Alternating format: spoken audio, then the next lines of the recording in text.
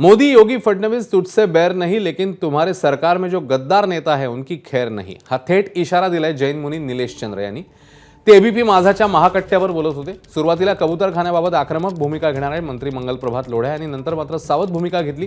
त्यामुळे आता जैन मुनींनी लोढांचं नाव न घेता अप्रत्यक्ष इशारा दिलाय। दरम्यान गरज पडल्यास शस्त्र हाती घेऊ याचा पुनरुच्चारही त्यांनी केला। मुंबईच्या दादर भागातल्या कबूतरखान्यावर बंदी घालण्याच्या कोर्टाच्या निर्णयाविरोधात जैन मुनी कबूतरखाना बचावासाठी आता मैदानात उतरले।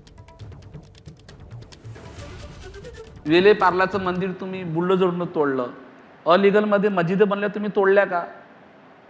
याच्यामध्ये ही सरकारची मैंने कहा योगी मोदी देवेंद्र तुझसे कोई वेर नहीं, तेरे अंदर जो गद्दार नेता बसे जो समाज को तोड़ते देश को तोड़े उसकी खैर नहीं।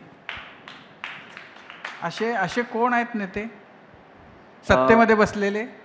आहेत ते, तसं मी नाव घेणं मी असं विशेष समजतो, लोकांना जनताला माहिती आहे ते कोण आहे। ते माझा पाठीमागं लागला, मी तर फक्कड आहे, माझं काही नाही आहे। माझे प्राण जर गेले तर चालेल, पण त्याला मी सोडणार नाही। त्याला एकच जण आहे? हां, नाही, एकच म्हणजे देवेंद्र फडणवीसजी जे आहेत ते बघा, मला जे दोन नेता आले होते त्यांचं नाव घेणं नाही आहे, ते मी 15 दिवसांना तोडा काढू, अजून काही तोडा निघाला नाही।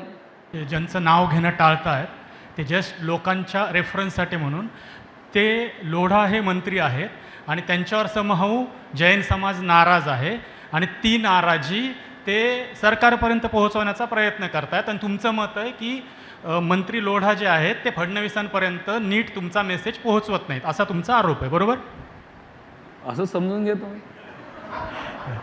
10 वर्षापासून मी गोरक्षणासाठी, लव जिहादसाठी आणि ते मी जे कर्म ते माझ्या तोंडातून निघून गेले। दुसरी गोष्ट अशी आहे, धर्माच्या विरुद्ध आलं तर जैन धर्म हा अलग धर्म नाही आहे हो, हा जन्मधर्म सनातन धर्माचा आहे। धर्माच्या विरुद्ध जर आलं तर आम्ही शस्त्र उचलू, बरोबर? माझं असं वक्तव्य निघून गेलं, मगर असं नाही की मी लोकांच्या विरुद्धमध्ये काढू। धर्माच्या विरुद्ध म्हणजे माझ्या सनातन धर्माच्या विरुद्धमध्ये जर कोणी आलं तर प्रत्येक सनातनी माणसाचा अधिकार आहे, त्यांनी तलवार आणि चाकूचा त्याचा परवा अधिकार आहे, कारण की तलवारीच्या धारावरच हा महाराष्ट्र जिंकलेला आहे।